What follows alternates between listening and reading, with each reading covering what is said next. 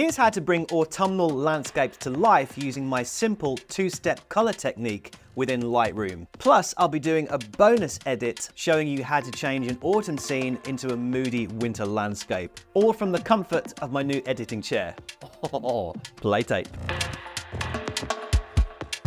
Right, so this is an image I took way back in October of 2020, and the location was the Glencoe Loch and Trail in the Scottish Highlands. And in reality, this scene was full of autumnal colours, not what you see here, which is a bunch of different shades of green. However, raw files never show you those colours. You have to tell Lightroom how to find them. Well, luckily, I have a new and really simple technique which works on pretty much every landscape in the fall, every time. First, let's take a look at the old way of doing things. You might try boosting the saturation, tweaking the temperature slider, opening the color mixer, and wasting 20 minutes trying to find the right combination of hue, saturation, and luminance, winding up with that saccharine postcard effect. Now let's reset and try this. Ignoring any of the basic adjustment sliders because we don't need them, here's what you're going to do. Open just the color mixer saturation sliders and crank up the first 4 sliders to 100%. These are your dominant autumnal colors. The rest we can just discard to around -50. But as you can see, we still have nothing but a collection of oversaturated greens. Not very autumnal as it stands. Now here's where this often forgotten menu called calibration, right down at the bottom here, comes into play. Now this menu may look a little daunting, but you only need to adjust 2 of these sliders. The hue of the green primary to +50, which grabs hold of those greens, and the hue of the blue primary in the opposite direction to -50. Now watch this scene come alive. How's that? 2 simple sliders and perfect autumnal colors. But does it work on every image in the fall? Now here's another scene where I took a photo on a very dull November morning. No sunlight to help the colors in this image. Let's grab those 4 important autumnal colors and oversaturate them. Take the others away. Now using the power of those calibration sliders, green primary up to +50 and the all-important blue primary down to -50. And just look at that. And what I think is happening here is the subtle variations in the green and orange hues are being definitively separated apart in a very effective way. If the effect is too much for your palette, you can simply dial back that blue primary. And this simple editing technique works brilliantly as a Lightroom preset. Let's just save this as a new preset, call it MMP Autumn Leaves.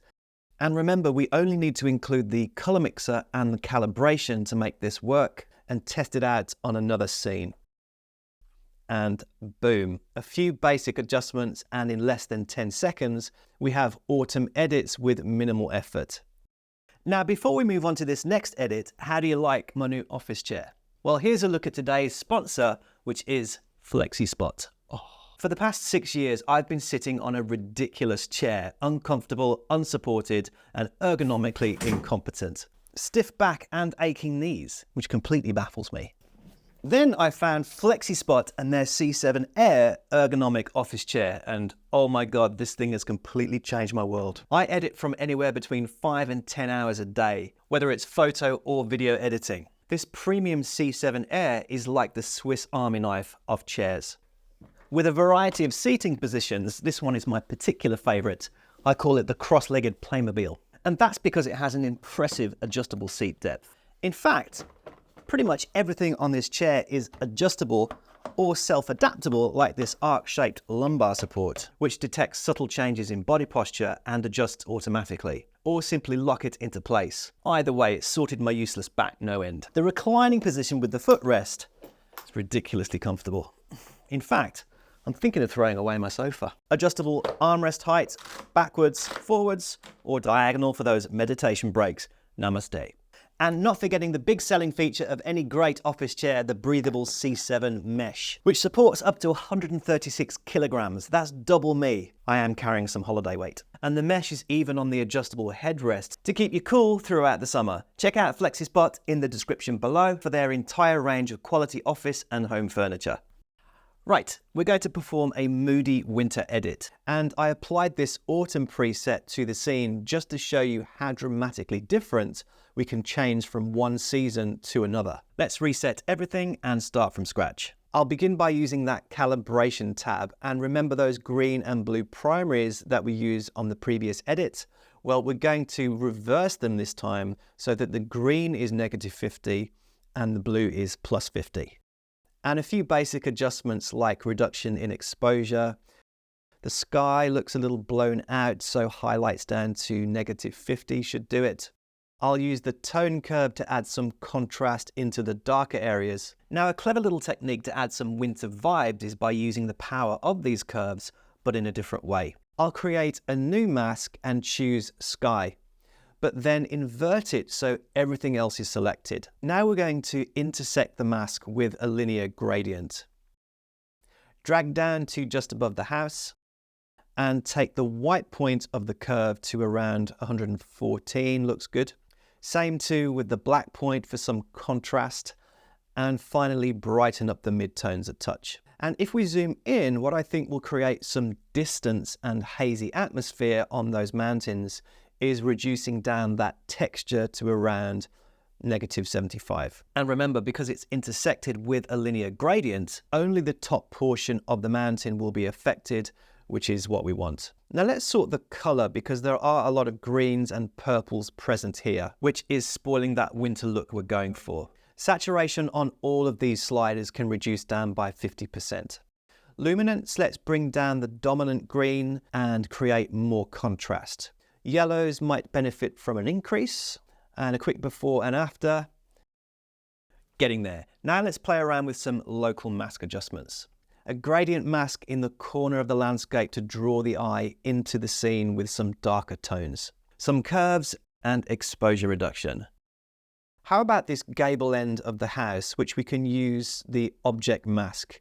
Make sure brush is selected and roughly select the area. Now we can reduce the exposure to create more directional winter's afternoon light.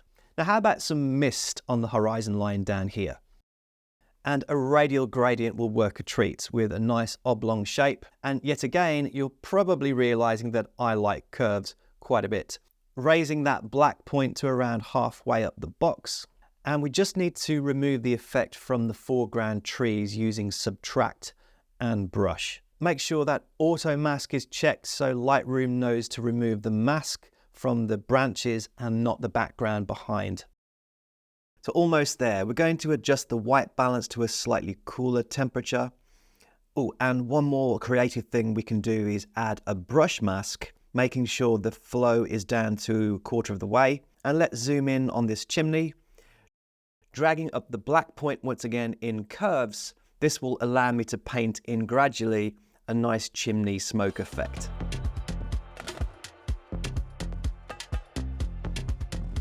Going from a raw file to a warm autumnal vibe and changing the season to a cool winter's day with atmosphere and even a touch of snow on the peak of those mountains. And not a Photoshop or AI generative trick in sight, just some color calibration and the power of curves, which I love. Anyway, that's it. Thanks for watching. Hope you enjoyed this video. Please give us a thumbs up if you did. Don't forget to check out Flexispot and their incredible office chair. I'll see you on the flip side. Oh.